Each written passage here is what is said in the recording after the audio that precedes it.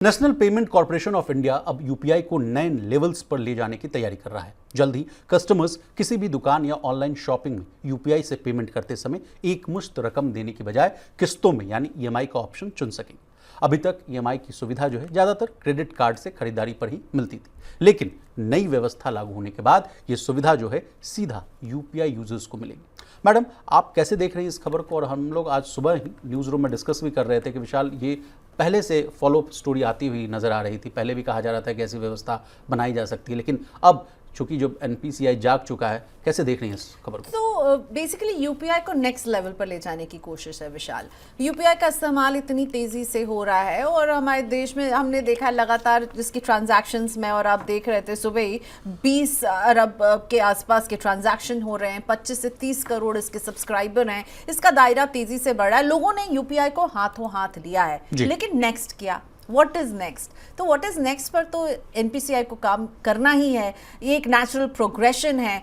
अब यूपीआई का इस्तेमाल आप सोचिए घर घर गांव गांव में हो गया है, इतना आसान हो गया है, लोग बटुआ अब नहीं ले जाते हैं, यूपीआई के जरिए पेमेंट कर रहे हैं। ठीक है, अब इसमें एक नया डायमेंशन जोड़ने की बात हो रही है कि अभी तक क्या है, हमने स्कैन किया, पेमेंट कर दिया, लेकिन अब जो है आप अपना वो पेमेंट जो है उसी समय नहीं करने के बजाय उसे ईएमआई में कन्वर्ट कर पाएंगे। ये कोशिश जो है एनपीसीआई कर रहा है और इसे जल्द लागू करने की कोशिश कर रहा है ताकि क्रेडिट कार्ड की कमी जो है वो किसी को महसूस नहीं हो। वो जनता जिसके पास क्रेडिट कार्ड नहीं है, जिसमें से मैं भी एक हूँ। एग्जैक्टली मैम, मेरे पास अभी तक क्रेडिट कार्ड कभी नहीं है और मुझे कभी इसकी जरूरत महसूस नहीं हुई, लेकिन अगर मेरे यहाँ पे यूपीआई, जिससे मैं बहुत फ्रीक्वेंट पेमेंट करती हूँ, तो मुझे भी लगेगा कभी कुछ ऐसी चीज खरीदनी है कि भाई चलो ईएमआई में ले लेते हैं, बड़ा अच्छा लग रहा है। मैडम, आज मैंने अपनी ओपनिंग में महासेल का जो जिक्र था उसको किया, क्योंकि अभी जो लगातार आप देख रहे होंगे मैम, देश की पूरी जनता जो है सेल में दम लगी हुई है, भिड़ी हुई है। मेरा भी विश लिस्ट भरा हुआ है और अगर अभी मुझे वही लग रहा है कि ये महीने का आखिरी, अभी पैसों के लिए थोड़ा सा हमें फिजूल खर्ची नहीं करना चाहिए, अभी बहुत सारे त्योहार भी आ रहे हैं, लेकिन अगर मान लीजिए मेरे पास वो ईएमआई का ऑप्शन होता तो मैं भी शायद दोबारा रीथिंक कर लेती। तो वही करने की कोशिश है,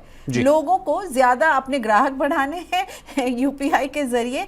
वैसे विशाल, एक इंटरेस्टिंग बात मैं ये पढ़ रही थी कि आईसीसीआई ऑलरेडी जो है, आईसीसीआई बैंक की तरफ से ये ऑप्शन है कि पेमेंट को ईएमआई में कन्वर्ट कर सकते हैं, लेकिन ये ऑप्शन बहुत ही कम लोगों के लिए, लिमिटेड लोगों को दिए गए, बिजनेसमैन के लिए। ठीक है, जो लोग कारोबार करते हैं, जिनका वो अकाउंट जो है वो करंट अकाउंट है, वो इसका इस्तेमाल कर सकते हैं अपने बिजनेस पेमेंट में, वो ईएमआई के लिए ऑप्ट कर सकते हैं। साथ ही में हमने ये भी समझा कि पेटीएम और नावी भी इस सुविधा को लाने की कोशिश कर रहे हैं।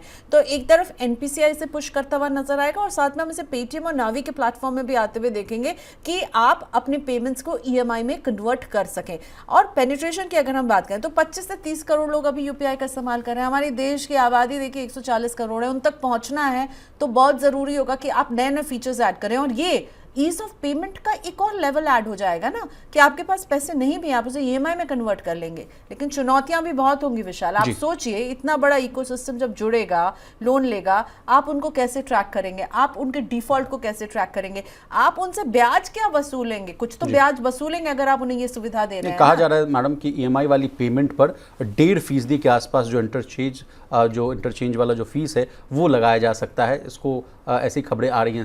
बिल्कुल, फीस लेंगे, ब्याज लेंगे, पेनल्टी लेंगे, लेट पेमेंट पे लेंगे। तो ये वाला भी एक इंफ्रास्ट्रक्चर, आपने सिर्फ एक ईएमआई लॉन्च कर दिया वही काफी नहीं होगा ना, उसके पीछे का जो इंफ्रास्ट्रक्चर होगा, उसमें जो पारदर्शिता होगी, उसमें चार्जेस को लेकर के, अभी तो ये कयास ही है कि 1.5% का ये इंटरचेंजेबल चार्ज लग सकता है।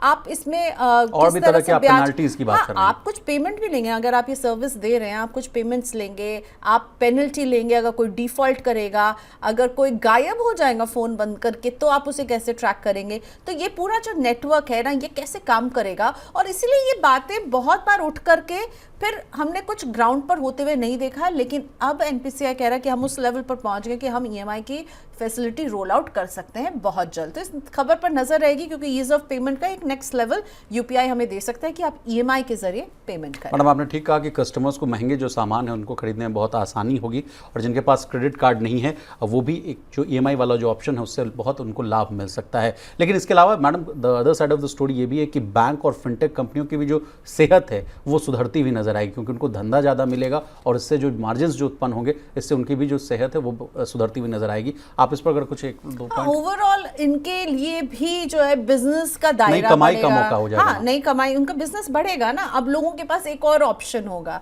और लोग उसे ट्राई करना चाहेंगे। और आपने जैसे कहा, ये हमारे पास ये सारे सेल्स जो आते हैं, इसमें सब लोग खरीदारी करना चाहते हैं।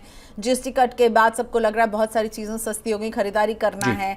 तो इस तरह से एक तरह से कस्टमर का बेस बढ़ाने की कोशिश है, इन फिनटेक एप्स, पेमेंट एप्स का बिजनेस बढ़ाने की कोशिश हो जाएगी और आपको ईज ऑफ पेमेंट मिलेगा। लेकिन जब भी इस तरह की स्पेंडिंग वाले जो चीज़ें होते हैं ना, एज समवन जो पर्सनल फाइनेंस को ट्रैक करता है, हमेशा कहता है कि देखिए उतना ही खर्चा कीजिए जितनी आपकी चादर है। ये अगेन ना, आप उसमें, क्योंकि क्रेडिट कार्ड जब आए थे तो हमने क्या देखा था, लोगों ने अंधाधुंध ले लिया, क्रेडिट कार्ड खरीदे जा रहे हैं, समझ में नहीं आ रहा है, और उसके बाद इतने मोटे मोटे उसमें पेनल्टी लिए जाते हैं, उसका इंटरेस्ट इतना बड़ा होता है। तो प्लीज़, अगर इस तरह की फैसिलिटी रोल आउट होती भी है तो उसके ये सारे चार्जेस जो हैं वो क्या होंगे, कंपनी आपसे कितना पैसा लेगी, उस पर आपको कितना ब्याज देगा, इन सब को भी ट्रैक रखिएगा और तभी बटन दबाइएगा ईएमआई वाला, ठीक है? क्योंकि नहीं तो वो क्रेडिट कार्ड के रट में जैसे लोग फंसे ना, उसी तरह आप भी एक और लोन के चक्रव्यूह में ना फंस जाएं। और मैडम, एक और खबर आ रही है ये भी कि एनपीसीआई आजकल बहुत एक्टिव मोड में भी आता हुआ दिखता हुआ नज़र आ रहा है मैडम।